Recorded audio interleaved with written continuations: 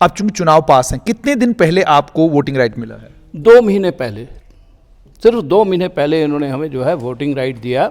और वो तो 2 महीने पहले का मतलब ये होगा कि 22 महीने आप इंतजार करते रहे? बिल्कुल, हम इंतज़ार करते रहे। ना तो हमें इन्होंने कभी मीटिंग में बुलाया और ना ही हमें किसी फंक्शन में बुलाया। और हमें यह भी लगता था कि शायद हमारी मेंबरशिप भी इन्होंने शायद कैंसिल कर दी है कि इनकी करनी और उसमें फ़र्क है। आपकी बातचीत से ये लग रहा है कि आप कहने की कोशिश कर रहे हैं कि आपको जो सदस्यता दी गई है वो केवल और केवल चुनावों को ध्यान में रखते हुए, सिर्फ चुनावों को ध्यान में रखते चुनावों को ध्यान में रखते हुए। एक बड़ा खूबसूरत शेर है, अपने भी खफा मुझसे बेगाने बिना खुश, मैं जहर हलाहल को कभी कह न सका कन। एक पत्रकार के लिए बड़ी मुश्किल होती है कि अपने लोग भी उससे बड़े नाराज़ रहते हैं कि भाई देखो आप हमारी बात तो ढंग से करते नहीं, बेगानों ने तो वैसे ही नाराज़ रहना है। Jammu chamber of commerce industry के चुनाव हैं और एक तरफ अरुण गुप्ता की टीम है जो इस समय प्रधान Jammu chamber of commerce industry के हैं, और दूसरी तरफ राकेश गुप्ता की टीम है। राकेश गुप्ता भी मुकाबले में, अन्य कई और लोग मुकाबले में हैं। जहां तक अरुण गुप्ता का ताल्लुक है, उनका 2 साल का जो टेन्योर है, इस टेन्योर में जम्मू में एक सफल बंद हुआ, उसके अलावा कई और चीजें देखने को मिली। सड़क के ऊपर हमने चैम्बर के प्रधान को पहली बार उतरते हुए देखा। लेकिन दूसरी तरफ जब हम राकेश गुप्ता की बात करते हैं, उनके टाइम में क्रॉस बॉर्डर बहुत सारी चीजें हुई। क्रॉस बॉर्डर चीजों के साथ में ट्रेड को लेकर वो बहुत गंभीर नजर आए और बहुत सारी ट्रेड को लेकर बॉडीज बनाने के साथ साथ में 461 मेंबरों को, 461 कारोबारियों को उन्होंने चैम्बर के साथ जोड़ने की कोशिश की। जब उन्होंने 461 लोगों को जोड़ने की कोशिश की, मुझे बिल्कुल ठीक से तरीके से याद है कि उस समय स्वर्गीय भूपिंदर सिंह सलाथिया वो जीवित थे, उनके कालखंड की भी ये बात है।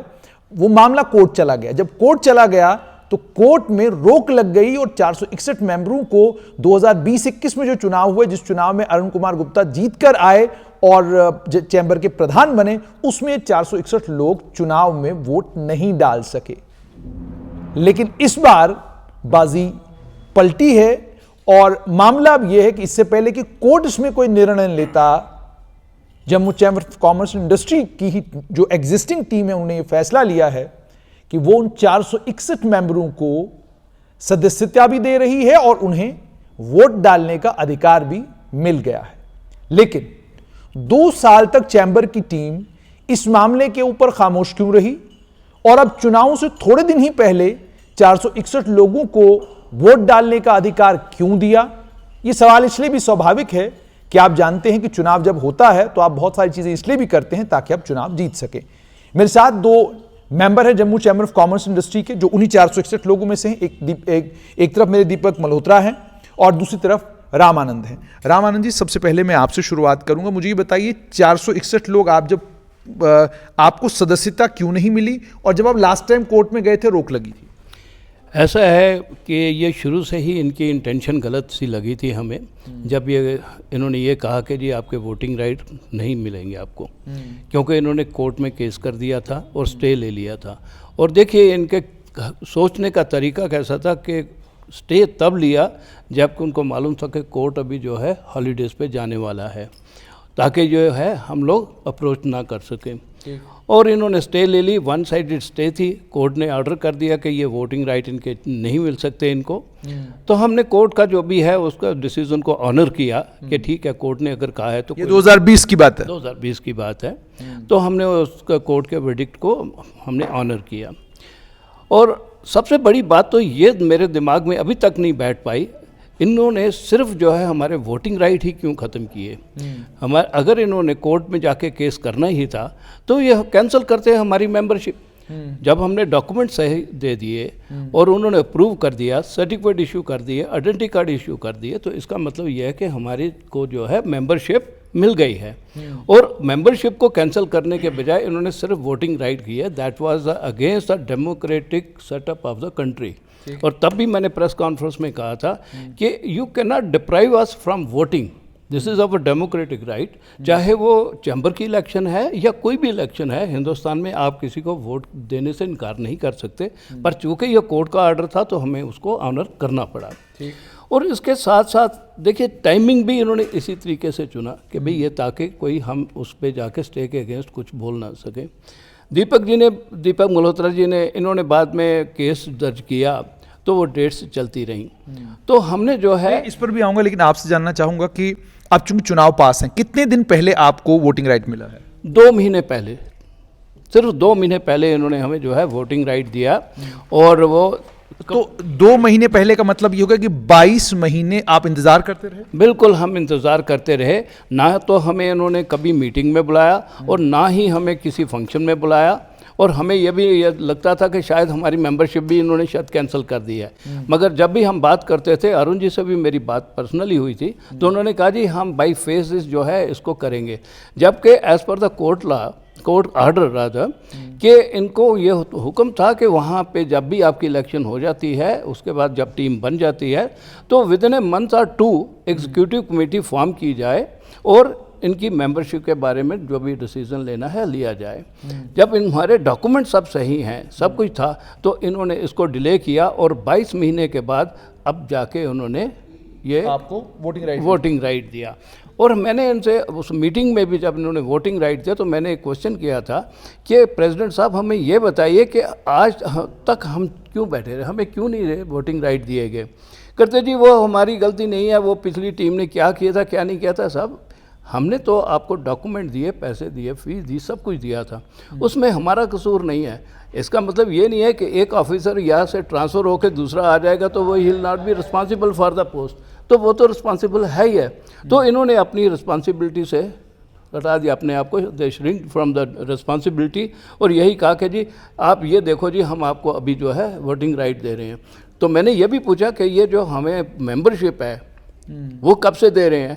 तो करते जी जब आपको वोटिंग राइट अभी दे रहे हैं तो मेंबरशिप भी अभी से ही आपको मिल रही है। इसका मतलब ये हुआ कि 2018 में या 2017 में जिन लोगों ने मेंबरशिप ली थी उनका तो वो एक्सपीरियंस भी ख़त्म हो गया, क्योंकि इनका as per the chamber constitution 7 साल का एक्सपीरियंस होना चाहिए अगर कोई आदमी इलेक्शन लड़ना चाहता है।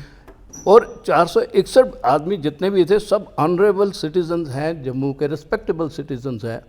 और वो यानी आप ही कह रहे हैं कि 6 साल का जो टाइम आपका गुजरा है वो 6 साल का टाइम खत्म हो गया, यानी आप इनएलिजिबल हैं, अदरवाइज आप 1 साल के बाद एलिजिबल हो जाए। तो इसका मतलब आपको वो लड़ाई भी लड़नी है। आपके पास फिर आऊंगा। दीपक जी मुझे बताइए कि अब आपको दूसरी लड़ाई लड़नी है कि जी आप हमारा टेन्योर अगर पिछले 2 महीने से कंसिडर करते हैं तो पिछले हमारे 5 साल कहाँ गए, और दूसरा ये कि आपने फीस कब भरी थी, कितना टाइम हो गया, फॉर्म कब भरा था? देखिए टेक्निकली तो मैं आपको बताऊं कि जो उन्होंने हमारे साथ किया है उससे हमारी जो सीनियरिटी है वो 6 साल पीछे चली गई है। अब इसको आपको रिवाइव करने का साधन जो है वो मेरे को सामने नज़र नहीं आ रहा, क्योंकि जो रूल्स और कॉन्स्टिट्यूशन ऑफ अपनी एसोसिएशन है उसके मुताबिक 7 साल होने ज़रूरी है। और जब हमारी ऐसे जो मेंबरशिप है अभी बहाल की गई है तो इसके आगे के 7 साल गिने जाएंगे, पुराने नहीं। ठीक, ये इस चीज़ को मैं एक चीज़ दोहराना चाहूँगा, जैसे कि आनंद साहब ने आपको बताया कि इसके अंदर हम सब जितने भी हमारे 461 मेंबर्स थे सब इनकम टैक्स पेई हैं, वो हमारी रियासत के रेवेन्यू में कंट्रीब्यूट करते हैं, सब सिविलाइज्ड, एजुकेटेड। और ये जो 461 मेंबर्स थे जो मिस्टर राकेश जी ने बनाए थे, उन्होंने भी कुछ सोच समझ के भी बनाए थे, जिनका कि कैरियर क्या है, वो आगे कंट्रीब्यूट क्या कर सकते हैं, उनकी सजेशंस हम अपने रियासत में काम आ सकती हैं, बिज़नेस में काम आ सकती है। बिज़नेस कम्युनिटी को आगे लाने के लिए उन्होंने काफ़ी जोर लगाया। और 461 नंबर जो है वो छोटा नहीं है, बहुत बड़ा नंबर है। इतने सारे मेंबर्स हुए, सबके मेंबर, सबके उनकी प्रॉपर, जैसे आनंद साहब ने बताया, सर्टिफिकेट इशू हुए, उनके आई कार्ड्स इशू हुए। और अगर इन्होंने कोर्ट के ज़रिए हमारी जो मुझे ये भी बताइएगा कि जो आपका मेंबरशिप नंबर है क्या वो मेंबरशिप नंबर 2018 वाला ही है, 2017 वाला ही है, या आपका मेंबरशिप नंबर 2022 वाला है? यही एक बड़ी हैरानगी की बात है।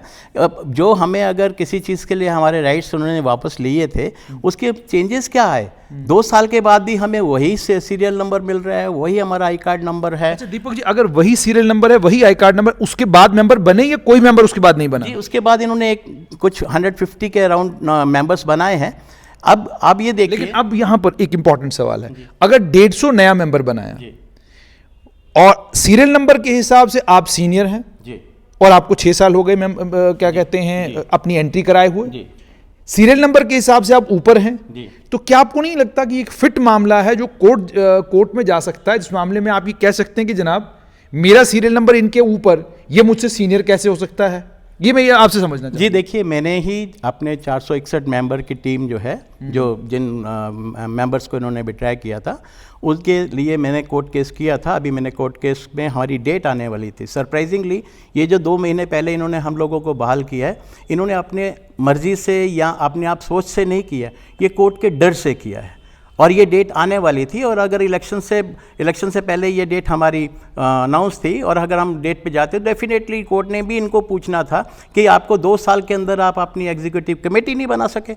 और जबकि इनका सिंपल एक रीज़न उन्होंने वहाँ पर अपना सबमिशन दी थी कि इलेक्शन होने दीजिए, उसके बाद हम अब एग्जीक्यूटिव कमेटी बनाएंगे और उसमें ये 461 मेंबर्स को हम बहाल कर देंगे। ये सब चीज़ें इनके अपने कर्मों से ही सामने आ रही हैं कि इनकी करनी और उसमें फर्क है। आपकी बातचीत से ये लग रहा है कि आप कहने की कोशिश कर रहे हैं कि आपको जो सदस्यता दी गई है वो केवल और केवल चुनावों को ध्यान में रखते हुए, सिर्फ चुनावों को ध्यान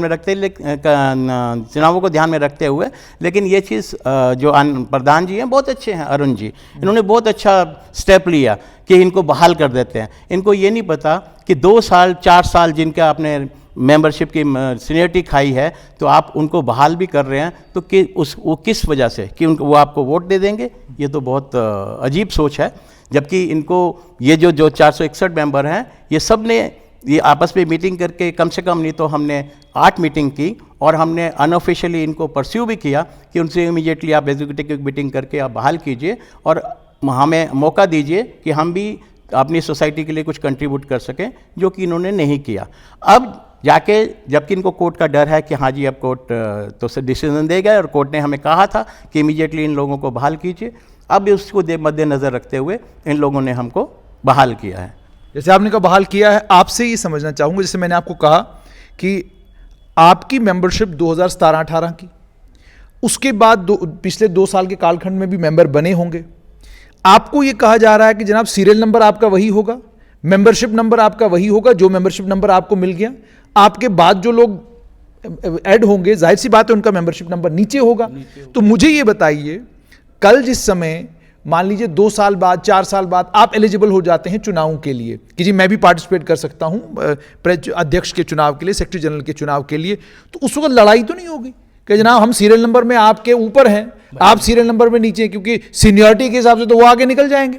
बिल्कुल, ये बात तो होगी। यही चीज़ तो हमें भी, कई ऐसे हमारे भाई लोग हैं जो कि इस नज़रिए से ज्वाइन करे थे कि भाई हम जो है इलेक्शन लड़ेंगे और कुछ कंट्रीब्यूट करेंगे यहाँ पे, मगर अब वो भी यही सवाल करते हैं कि जी हमारा स्टेटस क्या रहा, हमारी तो सीनियरिटी खत्म हो गई, तो हम क्या करेंगे, 6 साल और इंतज़ार करेंगे। वो जो इनके वो डीमोटिवेट हो गए, जो एंथुसियाज्म था उनमें कि हम कुछ करेंगे, अब वो जो है कम हो गया। आपने पिछले 2 साल में परस्यू किया अरुण गुप्ता जी के साथ? हाँ बिल्कुल, ये सब आनंद साहब के साथ मैंने भी 1-2 बार परस्यू किया।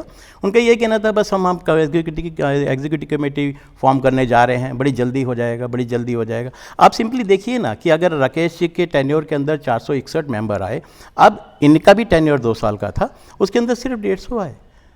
अब लोग जो है डिस्करेज हो गए कि क्या इस एसोसिएशन, इतनी बड़ी एसोसिएशन चैम्बर ऑफ कॉमर्स के हम मेंबरशिप लें या ना लें, और इस मेंबरशिप के अंदर आगे वो मेंबरशिप कंटिन्यू रहेगी कि नहीं रहेगी। एक जो लोगों के अंदर एक इंथू था, वो इंथू जो है उतना नहीं रहा, दे कुड नॉट कंट्रीब्यूट। आज की डेट के अंदर अगर 461 मेंबर रहते, 166 और मेंबर रहते, मीन्स हमारे में से ही कोई ना कोई ऐसा होता है, जैसे मेरे पास भी डोमेस्टिक इंटरनेशनल एक्सपीरियंस है जो मैं शेयर करता, जो मुझे मौका नहीं मिला गया।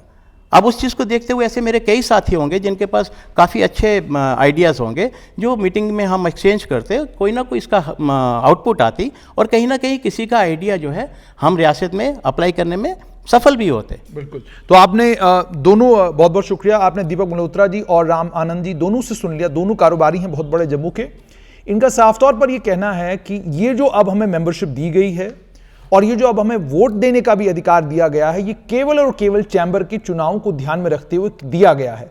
हमें इस बात का बेहद अफसोस है कि हमारी सीनियरिटी खाई गई है। इस बात का बहुत अफसोस है कि हम 6 साल से इंतजार करते रहे कि हमें मेंबर बनाया जाएगा। अब 6 साल हम जूनियर हो चुके हैं, वरना आप खुद सोचिए कि 7 साल के बाद ये एलिजिबल हो जाते हैं चुनाव लड़ने के लिए, तो यानी 2024 में ये एलिजिबल हो जाते 2000 चुनाव लड़ने के लिए। लेकिन अब ये 2024 में नहीं 2028 में जाकर चुनावों के लिए एलिजिबल हो जाएंगे। तो 6 साल का वक्त है, हो सकता है आने वाले काल में इसके लिए भी इनको कोर्ट जाना पड़े, ताकि कोर्ट से ये समझ सकें कि जनाब ये जो सीरियल नंबर में मेरे से नीचे है, ये सीनियरिटी में मेरे से ऊपर कैसे हो सकता है। मामला Jammu chamber of commerce industry का है। चुनाव में 2 धुरंधर हैं, दोनों धुरंधरों को लेकर जो कारोबारी हैं और जो 461 लोग इस चुनाव में जिनको अब सदस्यता मिली है और चुनाव में हिस्सा लेंगे, उनका क्या कहना है आपने सुन लिया।